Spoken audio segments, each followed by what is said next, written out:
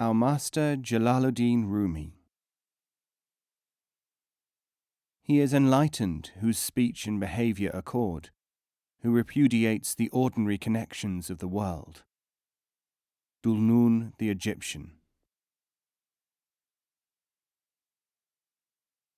Maulana, literally our master, Jalaluddin Rumi, who founded the Order of the Whirling Dervishes, bears out in his career the Eastern saying, "Giants come forth from Afghanistan and influence the world." He was born in Bactria of a noble family at the beginning of the 13th century. He lived and taught in Iconium, Rum, in Asia Minor, before the beginning of the Ottoman Empire, whose throne he is said to have refused. His works are written in Persian, and so esteemed by the Persians for their poetic, literary, and mystical content that they are called the Quran in the Pahlavi tongue, and this in spite of their being opposed to the national cult of the Persians, the Shia faith, criticizing its exclusivism. Among the Arabs and the Indian and Pakistani Muslims, Rumi is considered to be one of the first rank of mystical masters. Yet he states that the teachings of the Quran are allegorical and that it has 7 different meanings. The extent of Rumi's influence can hardly be calculated, though it can be glimpsed occasionally in the literature and thought of many schools. Even Dr. Johnson, best known for his unfavourable pronouncements, says of Rumi, "He makes plain to the pilgrim the secrets of the way of unity, and unveils the mysteries of the path of eternal truth."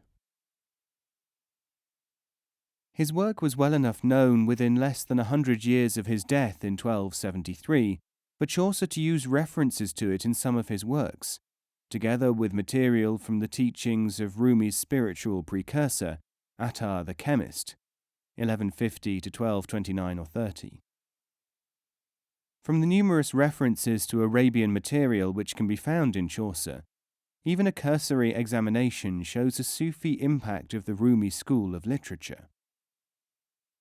Chaucer's use of the phrase, "as lions may take warning when a pup is punished," is merely a close adaptation of Udrib el kalba wa yata adaba el fadu, beat the dog and the lion will behave, which is a secret phrase used by the whirling dervishes. Its interpretation depends on a play upon the words dog and lion. Although written as such, in speaking the password homophones are used. Instead of saying dog, kalb, the Sufi says heart, kalb, and in place of lion, fad, fahid, the neglectful. The phrase now becomes beat the heart, Sufi exercises, and the neglectful, faculties, behave correctly. This is the slogan which introduces the beating the heart movements encouraged by the motions and concentrations of the Mevlevi, or whirling, dervishes. The relationship between the Canterbury Tales as an allegory of inner development and the Parliament of the Birds of Attar is another interesting item. Professor Skeet reminds us that, like Attar, Chaucer has 30 participants in his pilgrimage. 30 pilgrims seeking the mystical bird. The Simurgh makes sense in Persian because Simurgh actually means 30 birds. In English, however, such a transposition is not possible. The number of pilgrims, made necessary in the Persian because of the requirements of rhyme, is preserved in Chaucer, deprived of double meaning. The Pardoner's Tale occurs in Attar. The pear tree story is found in Book 4 of the Sufi work, the Mathnavi of Rumi. The Simurgh, 30 birds, is the code phrase which means the development of the mind through China, China standing in both Persian and Arabic for the concealed concept of meditation and Sufi methodology. The great Attar clothes this teaching in an allegory from Parliament of the Birds, Chapter 2. Once, from darkness, Simurgh showed himself in China. One of his plumes fell to earth, A picture of it was made, and this is still in the Chinese gallery. This is why it has been said, "Seek knowledge even unto China." If this feather of Simurgh had not been seen in China, there would have been no acclaim in the world of hidden things. And this small indication of his reality is a sign of his glory. All souls carry the picture of the outline of that plume. And the matter of his description has neither beginning nor end. Now, people of the path, choose this way and start your journey. This is merely a concealed way of saying, there is a potentiality in the mind of man. On one occasion it became activated through a certain form of deep concentration and was emulated. Without this, there is no potentiality for development. Everyone has the faculty in an embryonic form. It is something connected with eternity. Come, start upon the way. Rumi's influence, both in ideas and textually, is considerable in the West. Since most of his work has been translated into Western languages in more recent years, his impact has become greater. But if he is, as Professor Arbery calls him, surely the greatest mystical poet in the history of mankind, the poetry itself, in which so much of his teachings is couched, can really only be appreciated in the original Persian. The teachings, however, and the methods used by the whirling dervishes and other Rumi-influenced schools are not so elusive, providing that the way of putting esoteric truths is understood. There are 3 documents by means of which Rumi's work can be studied by the outside world. The Mathnavi-i Manavi, Spiritual Couplets, is Jalaluddin's masterwork. 6 books of poetry and imagery of such power in the original that its recitation produces a strangely complex exaltation of the hearer's consciousness. It was 43 years in the writing. It cannot exactly be criticized as poetry because of the special intricacy of ideas, form, and presentation. Those who seek conventional verse alone in it, as Professor Nicholson remarks, have to skip. And then they lose the effect of what is in fact a special art form, created by Rumi for the express purpose of conveying meanings which he himself concedes have no actual parallel in ordinary human experience. To ignore this remarkable achievement is like selecting the taste without the strawberry jam. Nicholson, overstressing the role of the exquisite poetry in the ocean of the Mathnavi, sometimes shows a preference for formal verse. The Mathnavi, he says, in the introduction, Selections from the Divan of Shams of Tabriz, page 39, contains a wealth of delightful poetry, but its readers must pick their way through apologues, dialogues, interpretations of Quranic texts, metaphysical subtleties and moral exhortations, ere all at once they chance upon a passage of pure and exquisite song. To the Sufi, if not to anyone else, this book speaks from a different dimension, yet a dimension which is, in a way, within his deepest self. Like all Sufi works, the Mathnavi will vary in its effect upon the listener in accordance with the conditions under which it is studied. It contains jokes, fables, conversations, references to former teachers and to ecstatogenic methods. A phenomenal example of the method of scatter, whereby a picture is built up by multiple impact to infuse into the mind the Sufi message. This message, with Rumi as with all Sufi masters, is arranged partially in response to the environment in which he is working. He instituted dances and whirling movements among his disciples, it is related, because of the phlegmatic temperament of the people among whom he was cast. The so-called variation of doctrine or action prescribed by the various Sufi teachers is in reality nothing more than the application of this rule. In his teaching system, Rumi used explanation and mental drill, thought and meditation, work and play, action and inaction. The body-mind movements of the whirling dervishes, coupled with the reed pipe music to which they were performed, is the product of a special method designed to bring the seeker into affinity with the mystical current in order to be transformed by it. Everything which the unregenerate man understands has a use and a meaning within the special context of Sufism which may be invisible until it is experienced. Prayer, says Rumi, has a form, a sound, and a physical reality. Everything which has a word has a physical equivalent, and every thought has an action.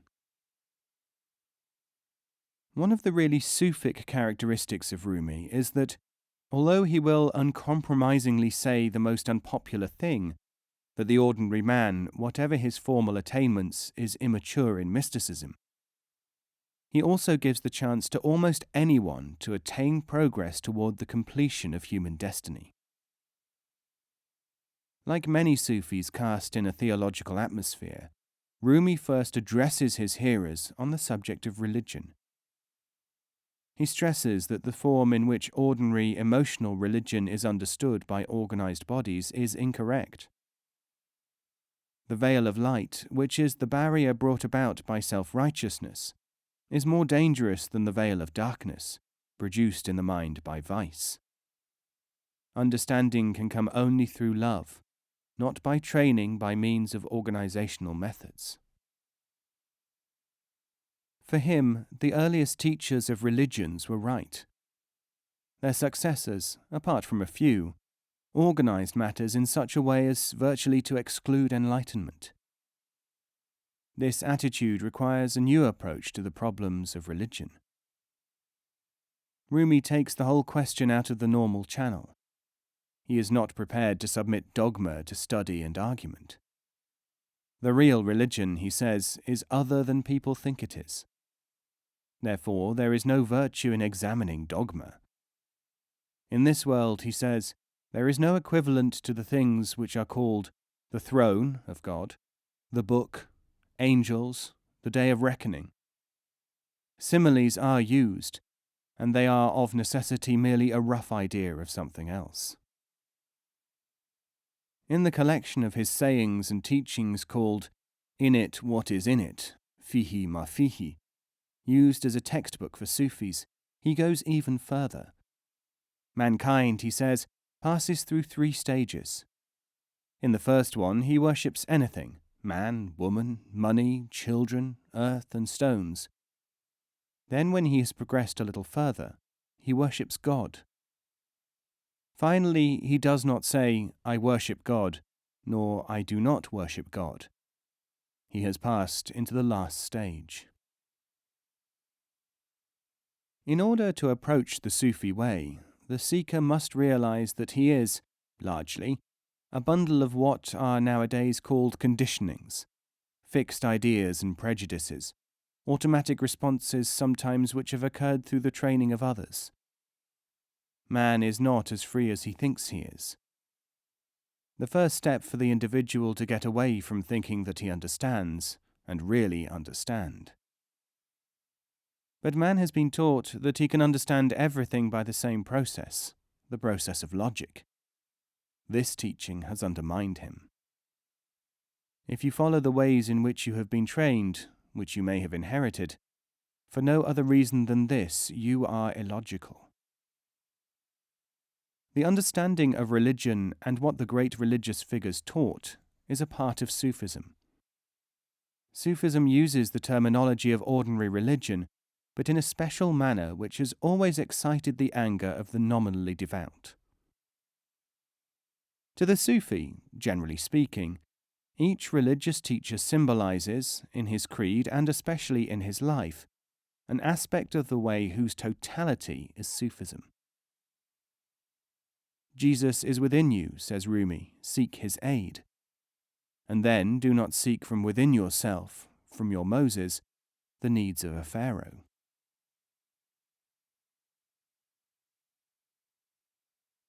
The way in which the different religious paths are symbolized for the Sufi is stated by Rumi when he says that the path of Jesus was struggling with solitude and overcoming lustfulness. The path of Muhammad was to live within the community of ordinary humanity. Go by the way of Muhammad, he says, but if you cannot, then go by the Christian way.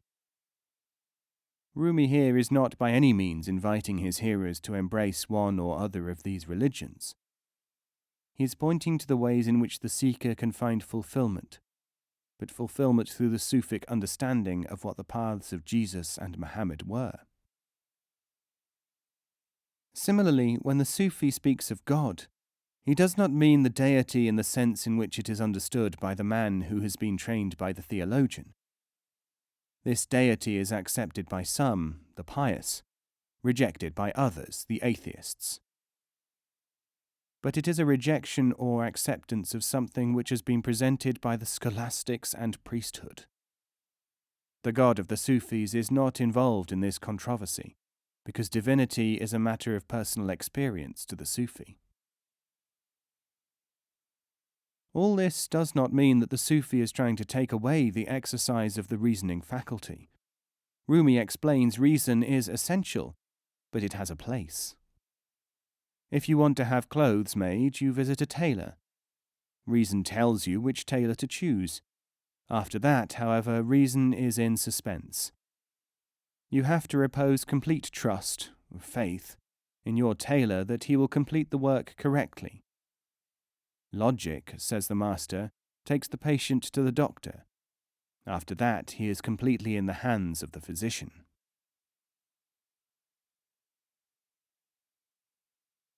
But the well-trained materialist, although he claims that he wants to hear what the mystic has to tell him, cannot be told the whole truth. He would not believe it. The truth is not based upon materialism any more than upon logic. Hence the mystic is working on a series of different planes, the materialist on only one. The result of their contact would be that the Sufi will even appear inconsistent to the materialist. If he says today something which he said differently yesterday, he will appear to be a liar. At the very least, the situation of being at cross purposes will destroy any chance of progress in mutual understanding. Those who do not understand a thing, Rumi observes, claim that it is useless.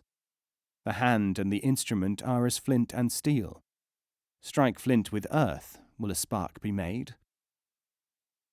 One of the reasons why the mystic does not preach publicly is that the conditioned religious man, or the materialist, will not understand him. A king's hawk settled upon a ruin inhabited by owls. They decided that he had come to drive them out of their home and take possession of it himself. This ruin may seem to be a prosperous place to you. To me, the better place is upon the arm of the king, said the hawk.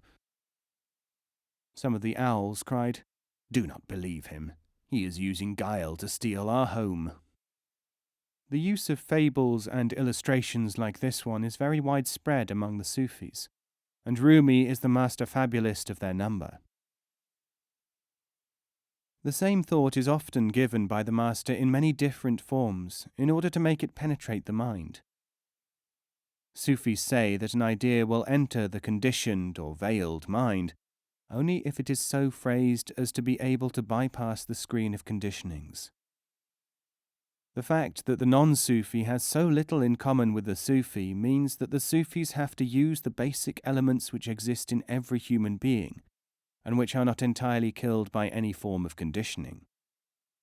And these elements are precisely those which underlie the Sufi development. Of these, the first and permanent one is love. Love is the factor which is to carry a man and all humanity to fulfillment. Mankind has an unfulfillment, a desire, and he struggles to fulfill it through all kinds of enterprises and ambitions. But it is only in love that he can find fulfillment. But love itself is a serious matter.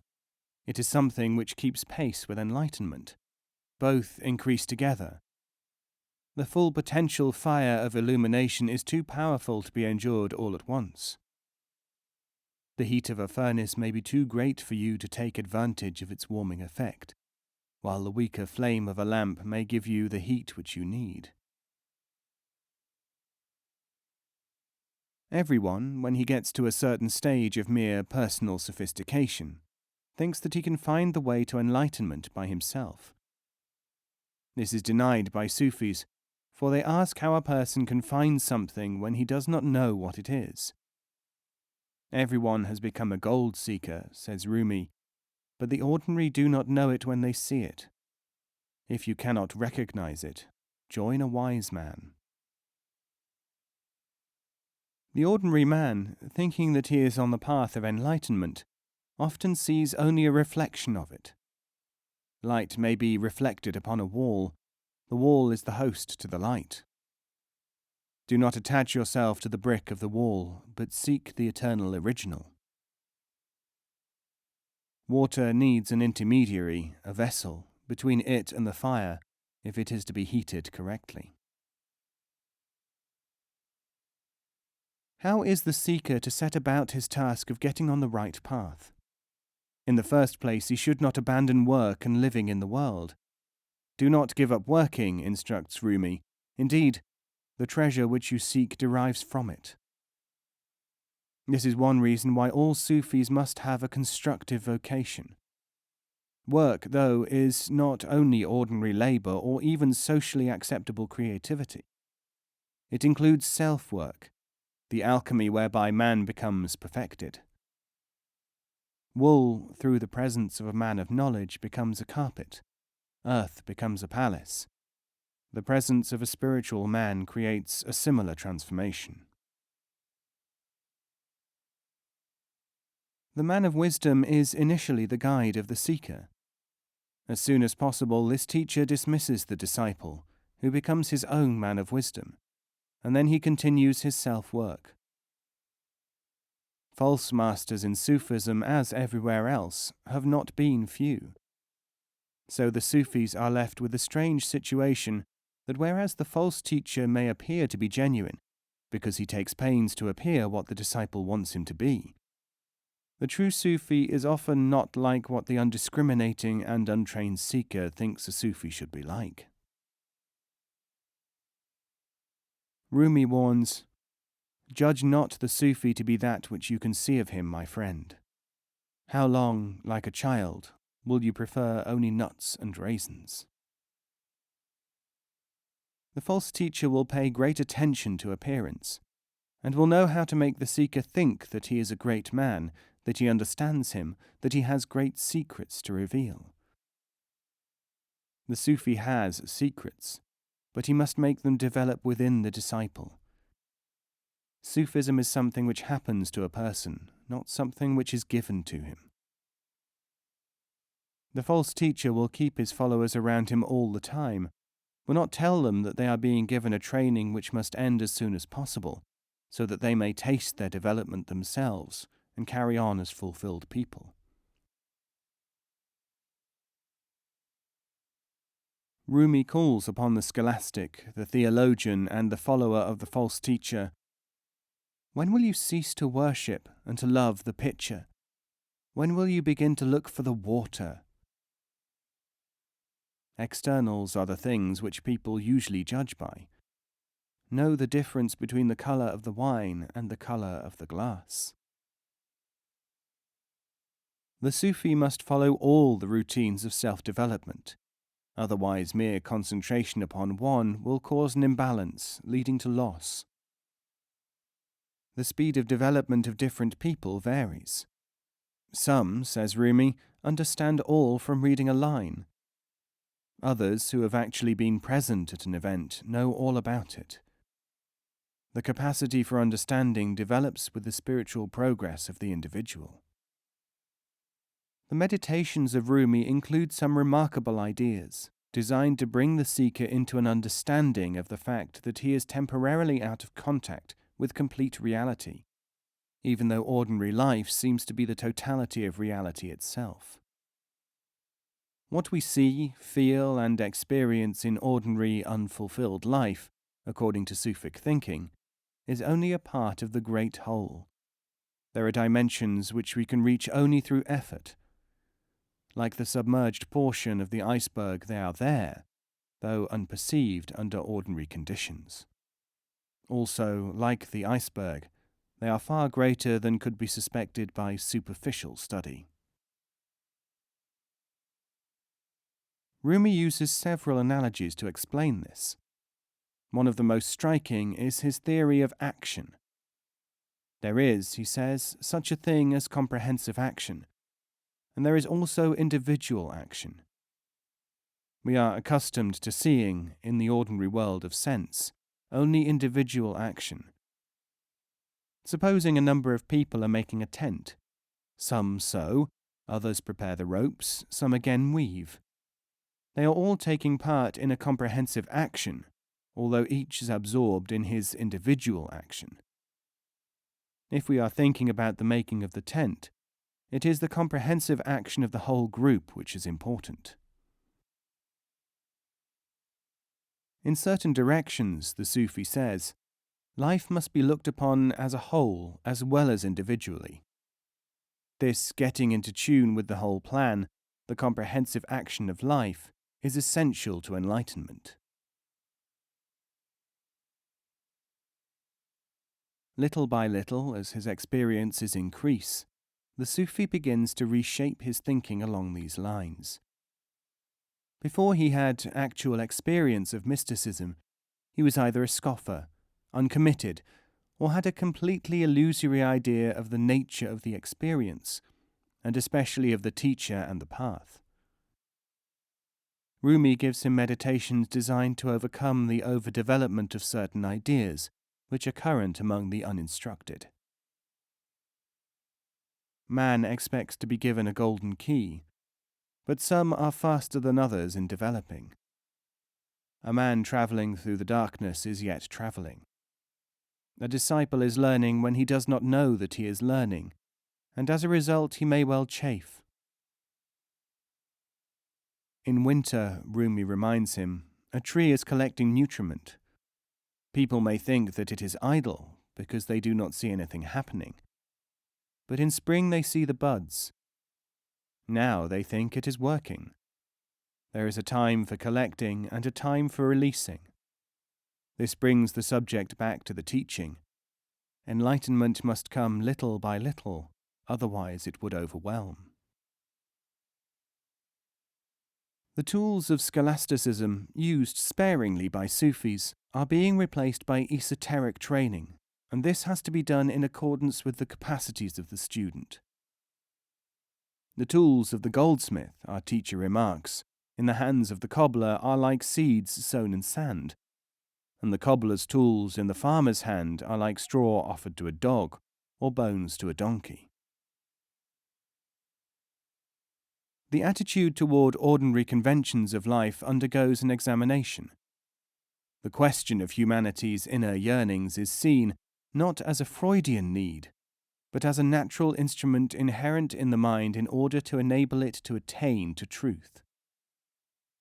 People, Rumi teaches, do not really know what they want.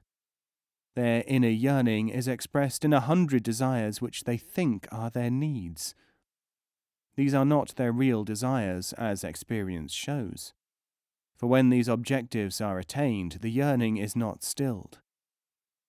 Rumi would have seen Freud as someone who was obsessed by one of the secondary manifestations of the great yearning, not as someone who had discovered the basis of the yearning. Again, people may appear evil in one's eyes, and yet to another individual they may seem fair. This is because in the one mind there is the idea of unpleasantness, in the other the concept of goodness. The fish and the hook are both present together. The Sufi is learning the power of detachment, to be followed by the power of experiencing what he is considering, not just looking at it. In order to do this, he is instructed by the teacher to meditate upon Rumi's theme. The satiated man and the hungry one do not see the same thing when they look upon a loaf of bread. If a person is so untrained that he is influenced by his own bias, he cannot hope to make much progress. Rumi concentrates upon developing control through experience, not through mere theory as to what is good or bad, right or wrong. This belongs to the category of words. Words in themselves are of no importance. You treat a visitor well and speak a few kind words to him. He is happy. But if you treat another man to a few words of abuse, he will be hurt. Can a few words really mean happiness or sadness? These are secondary factors and not real ones. They affect people who are weak. The Sufi learner is developing through his exercises a new way of seeing things. He is also reacting differently in a given situation than he otherwise would. He understands the deeper meaning of such recommendations as this: take the pearl, not the shell. You will not find a pearl in every shell. A mountain is many times larger than a ruby. What seems almost trite to the ordinary man, perhaps passed on as a wise one saw, becomes intensely meaningful to the Sufi, who finds in its depths contact with something that he calls other, the underlying factor which he is seeking. What may appear a stone to the ordinary man, continues Jalaluddin, further developing his theme, is a pearl to the knower. Now the elusiveness of spiritual experience is glimpsed by the seeker. If he is a creative worker, he enters the stage when inspiration enters him sometimes, but not at other times. If he is subject to ecstatic experience, he will find that the joyous, meaningful sense of completeness comes transitorily, and that he cannot control it. The secret protects itself. Concentrate upon spirituality as you will, it will shun you if you are unworthy. Write about it, boast of it, comment upon it. It will decline to benefit you, it will flee. But if it sees your concentration, it may come to your hand like a trained bird.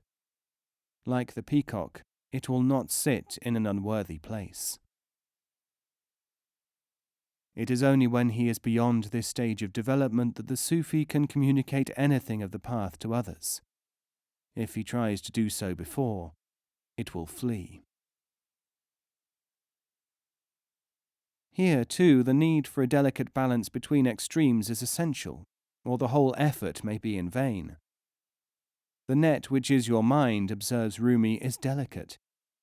It has to be adjusted as to catch its catch. If there is unhappiness, the net is torn. If it is torn, it will not be of use. By too great love and too great opposition alike, the net becomes torn. Practice neither. The 5 inner senses begin to function as the inner life of the individual is awakened. The food, which is not a palpable food, spoken of by Rumi, starts to exercise a nutritious effect. The inner senses resemble in a way the physical ones, but they are to them as copper to gold. As individuals all vary in their capacities, the Sufis at this stage are developed in some ways and not in others. It is usual for a number of inner faculties and special abilities to develop concurrently and harmoniously. Changes in mood may occur, but they are not at all like the changes in mood which undeveloped people feel. Mood becomes a part of real personality, and the crudeness of ordinary moods is replaced by the alternation and interaction of higher moods, of which the lower ones are considered to be reflections. The Sufi's conception of wisdom and ignorance undergoes a change. Rumi puts it like this: if a man were entirely wise and had no ignorance, he would be destroyed by it. Therefore, ignorance is laudable, because it means continued existence. Ignorance is the collaborator of wisdom in this sense of alternation, as night and day complement one another.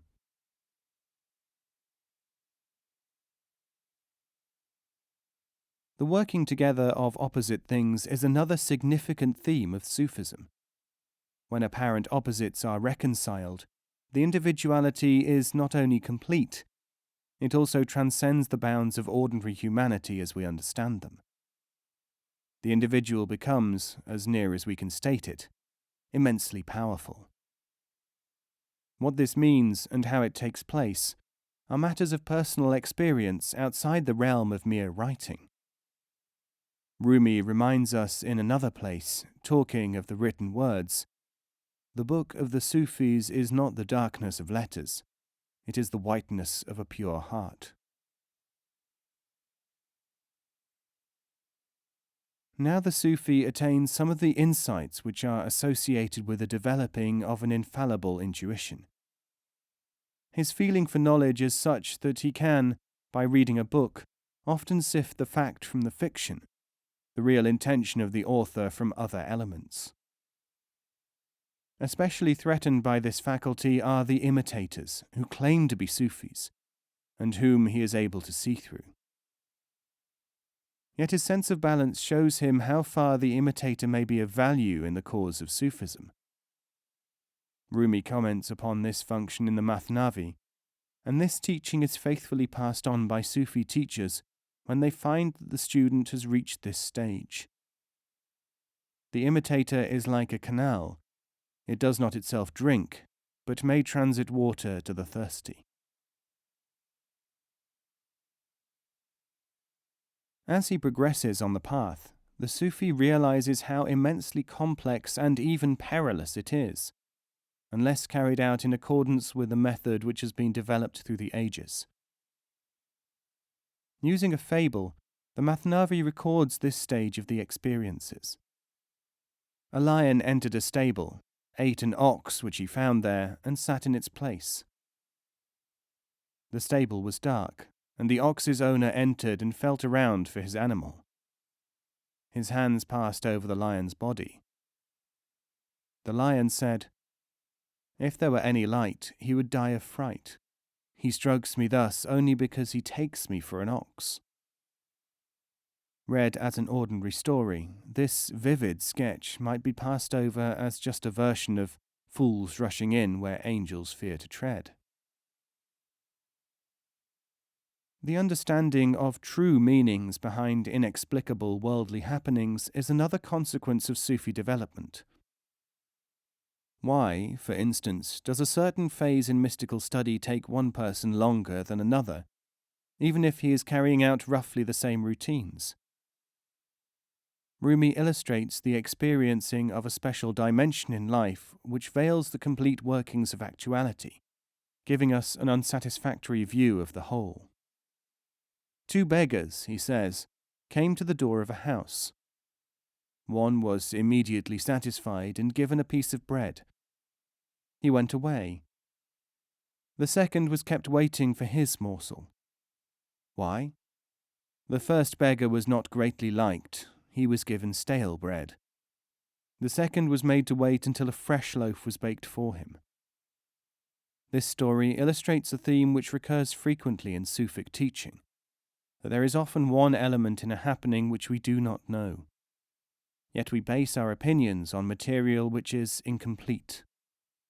Small wonder that the uninitiated develops and passes on a squint which is self-perpetuating.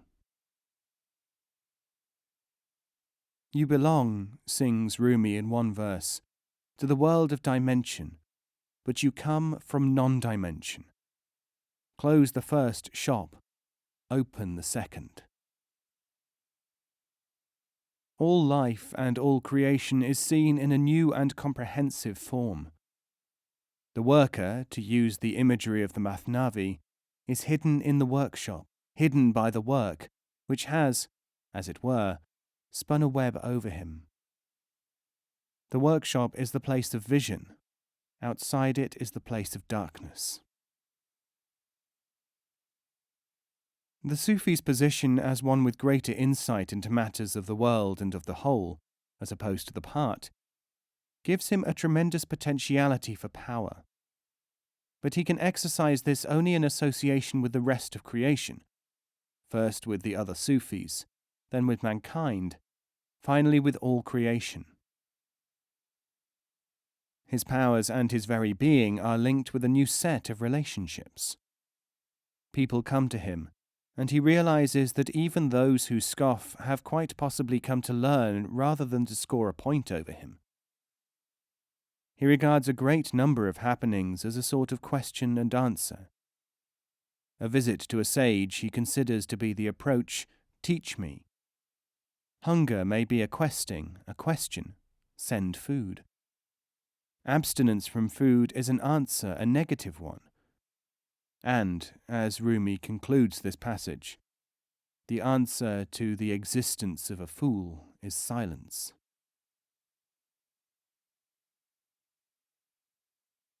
He is able to pass on a part of his mystical experience to certain others, some of the disciples who come to him, and who are adapted by their past experiences for such development.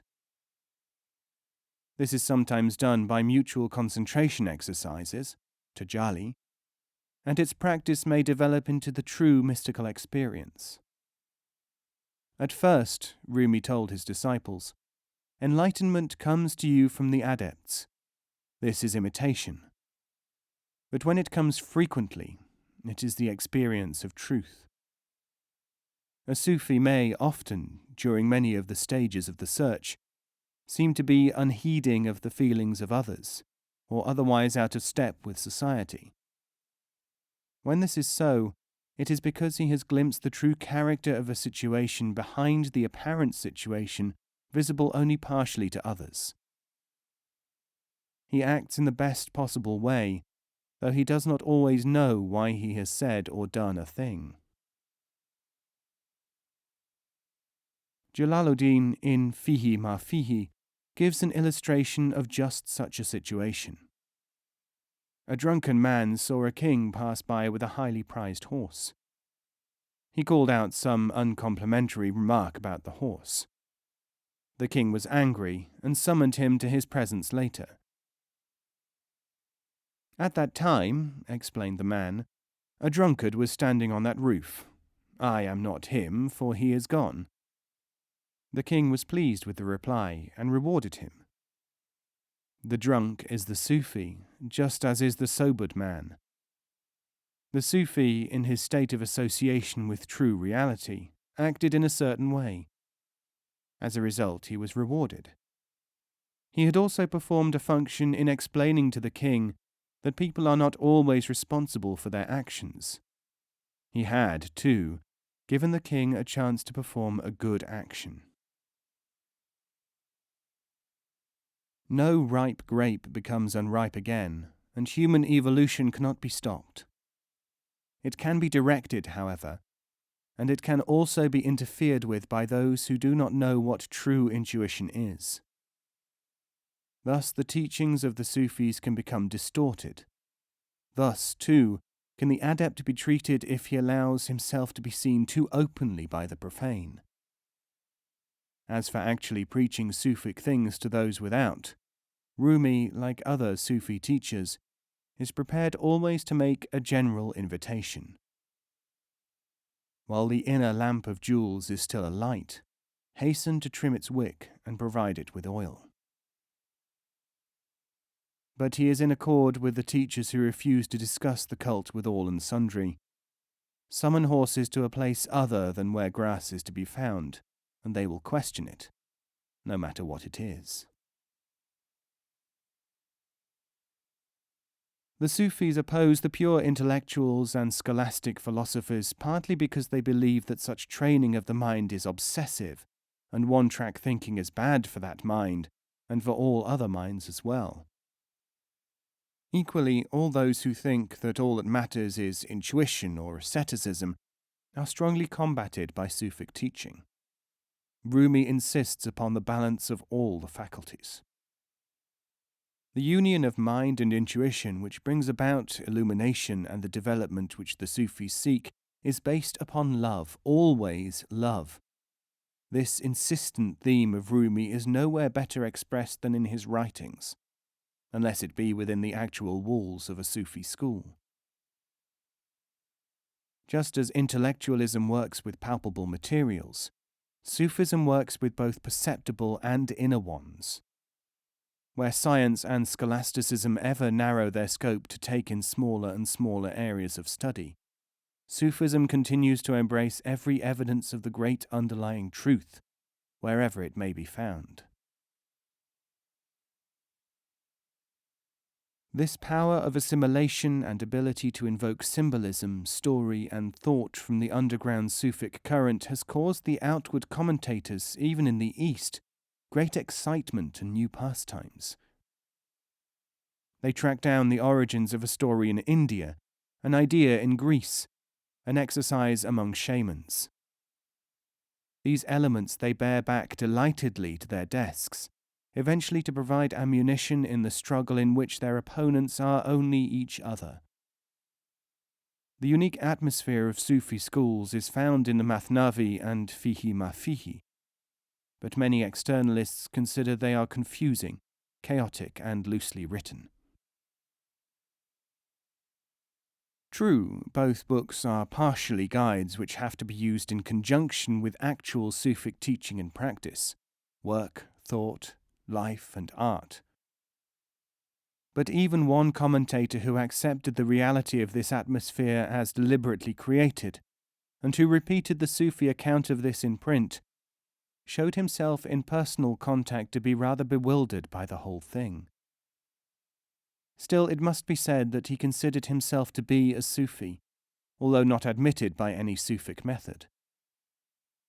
Under the influence of such men, the Western study of Sufism, now in a period of tremendous upsurge, has become a little more Sufic, although it still has a very long way to go. The intellectual Sufi is the latest fad in the West. Sufism, of course, has a technical terminology all its own, and Rumi's verses teem with familiar and special varieties of initiatory terms. He describes, for instance, in his third great book, the Divan of Shams of Tabriz, some of the concepts of mind and activities which are projected within a secret meeting of dervishes. Couched in rhapsodic verse, the teachings of Sufi being in thought and action are conveyed by a method especially devised for their projection. Join the community, be like them, so see the joy of real life. Go along the ruined street and see the distraught owners of the ruined houses. Drink the cup of feeling so that you do not feel shame, self-consciousness. Shut both the eyes of the head so that you may see with the inner eye. Open the two arms of yourself if you seek an embrace.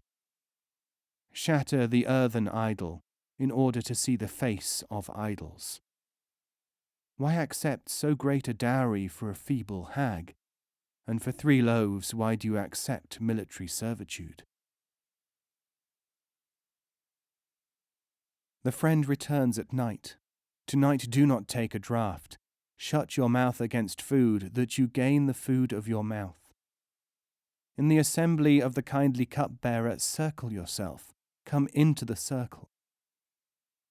How long will you circle around it? Here is an offer. Leave one life, gain the shepherd's kindliness. Cease thought except for the creator of thought. Thought for life is better than thought of bread.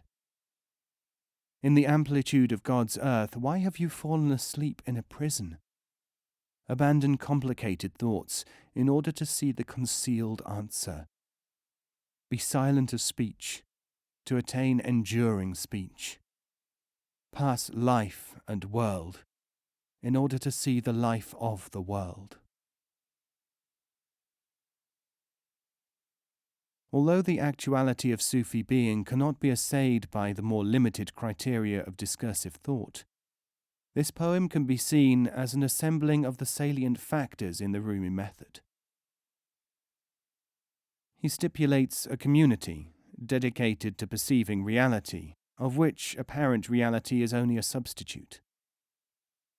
This cognition comes through contact with others, by being engaged in group activity, as well as in personal activity and thought. What actually is fundamental comes only when certain patterns of thinking have been reduced to their correct perspective. The seeker must open his arms to an embrace, not expect to be given anything when he stands passively awaiting it. The feeble hag is the whole array of mundane experiences, which are reflections of an ultimate reality that bears hardly any comparison with what seems to be truth. For the 3 loaves of ordinary life, people sell their potentiality. The friend comes at night, comes, that is, when things are still, and when the individual is not drugged by automatic thinking. The food, which is a special nutrition of the Sufi, is not the same as the ordinary food, but it is an essential part of the human intake. Humanity is circling around reality, in a system which is not the real system. It must enter the circle instead of following its perimeter. The relationship of the real awareness to what we consider to be awareness is as of 100 lives to 1 life. Certain characteristics of life as we know it, the predatory and selfish ones, the many others which are barriers to progress, must be outbalanced by benign factors. Thought, not pattern thinking, is the method.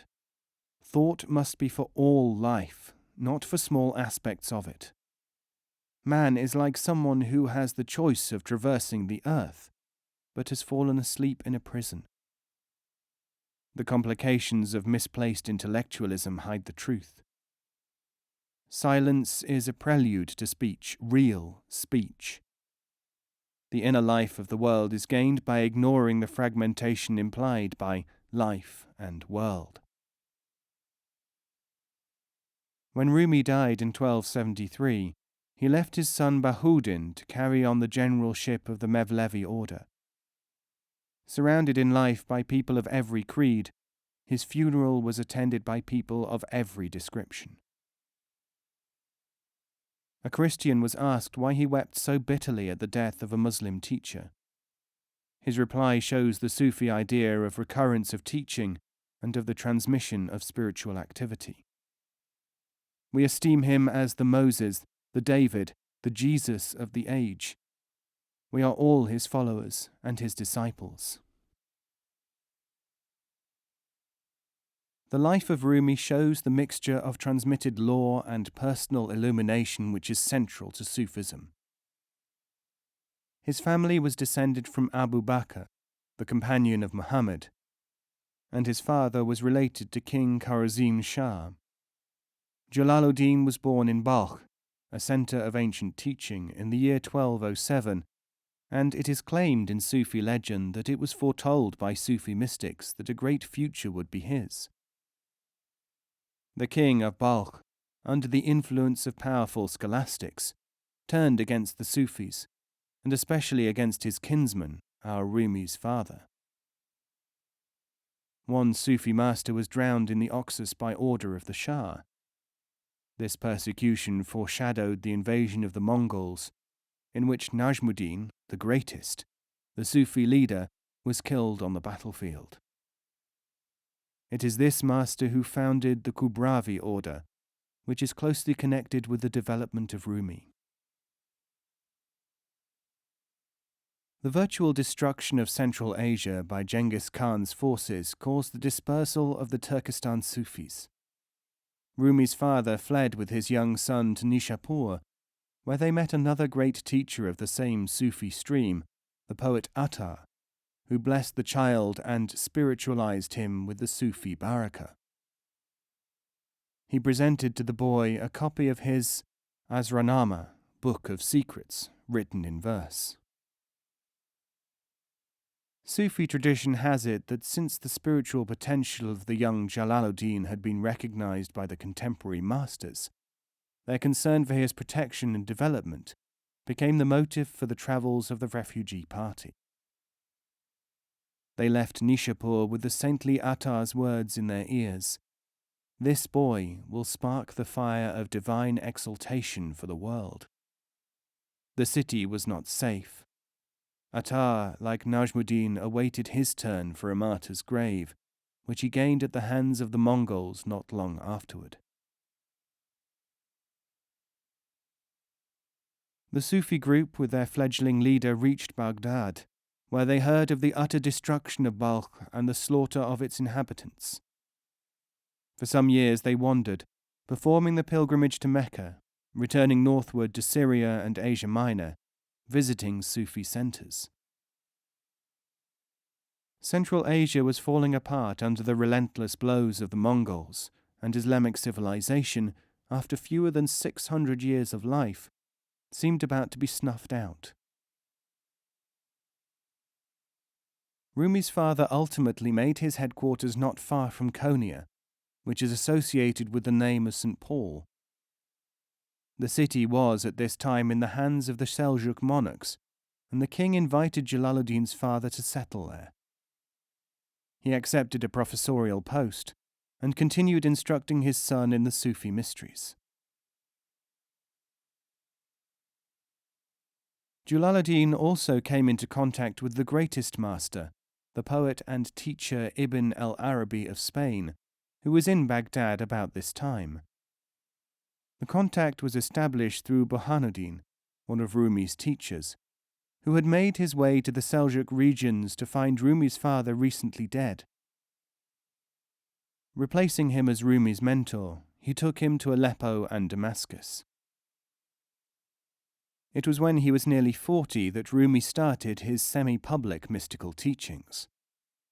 His pen name, Rumi, was chosen because the letters total by substitution 256, which is again transcribed by substitution into the three letters Nur. Nur is the Persian and Arabic word for light. The mysterious dervish, son of the faith of Tabriz, inspired him to produce a great deal of his finest poetry, and to couch his teachings in a manner and form they were to retain throughout the life of the Mevlevi order. His work done, the dervish vanished after about 3 years, and no further trace of him was ever reported. This emissary from the unknown world has been equated by Rumi's son with the mysterious Khidr, the guide and patron of the Sufis, who appears and then passes out of normal cognition after transmitting his message. It was during this time that Rumi became a poet. For him, although acknowledgedly one of the greatest poets of Persia, poetry was only a secondary product. He did not regard it as any more than a reflection of the enormous inner reality which was truth, and which he calls love. The greatest love, as he says, is silent and cannot be expressed in words.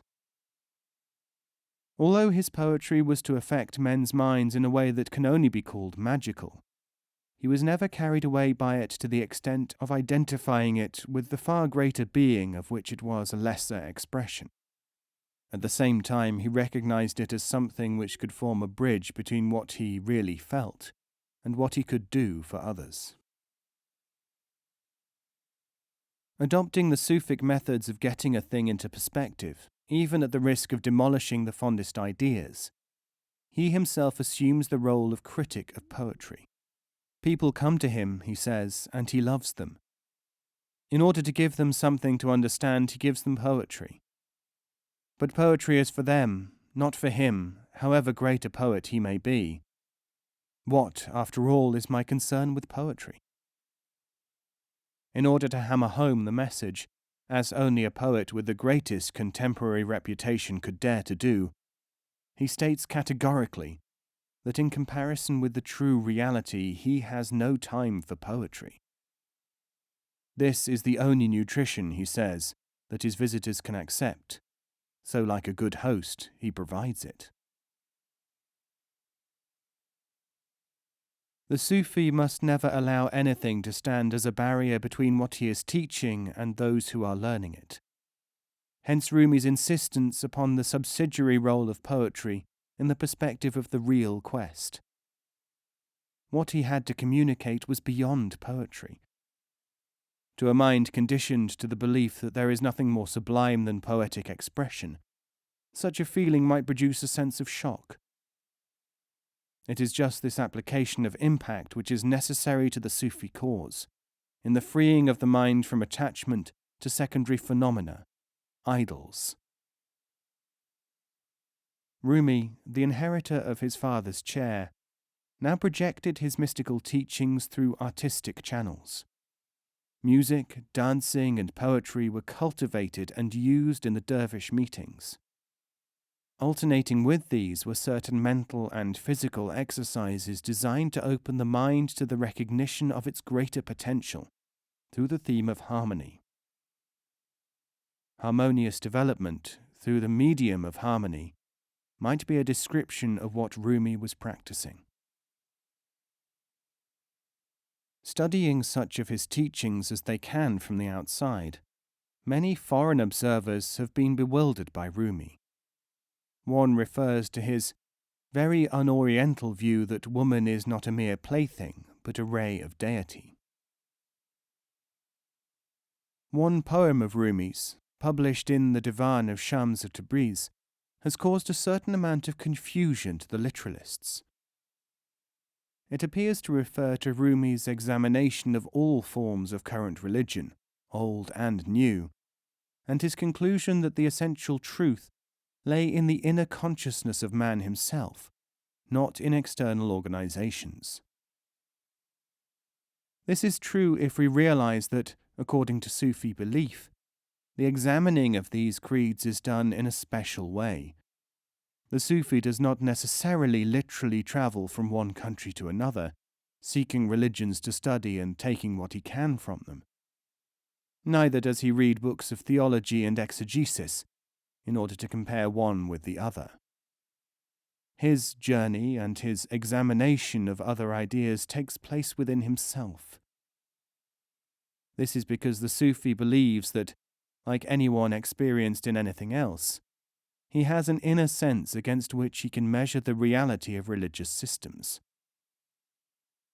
To be more specific, it would appear nonsensically cumbersome to approach a metaphysical subject by ordinary research methods. Anyone who said to him, "Have you read the book on such and such by so-and-so?" would be using the wrong approach. It is not the book, nor the author, but the reality of what that book and that man signify, which are important to the Sufi.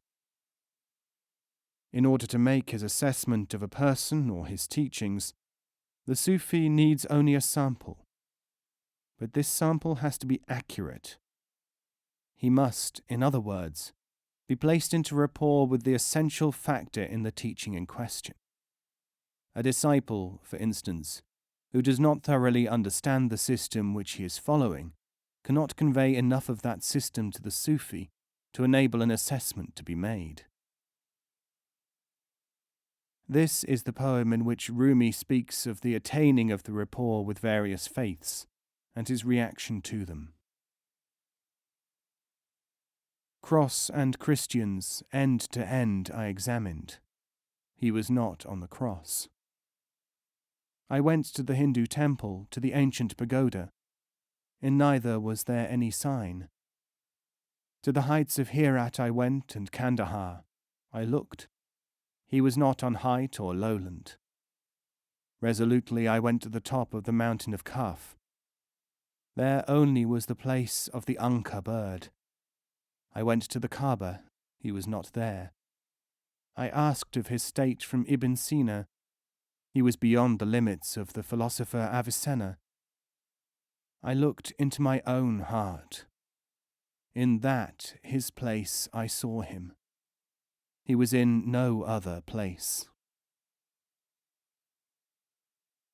This he, which in the original could either be he, she, or it, is the true reality.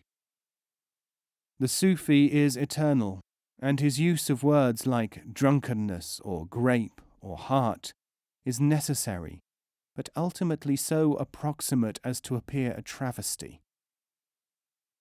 As Rumi puts it, before garden, vine, or grape were in the world, our soul was drunken with immortal wine. The Sufi may be compelled to use similes drawn from the familiar world at an early stage of transmission, but Rumi follows the standard Sufi formula very strictly. The crutches must be removed if the patient is to be able to walk by himself. The value of Rumi's mode of expression for the student is the fact that he makes this much more plain than most material available outside of Sufi schools. If certain external orders have fallen into the habit of literally conditioning their followers to repetitious stimuli, marking time at a certain stage of development, retaining the attachment of the disciples to the crutches, it is no fault of Jalaluddin Rumi.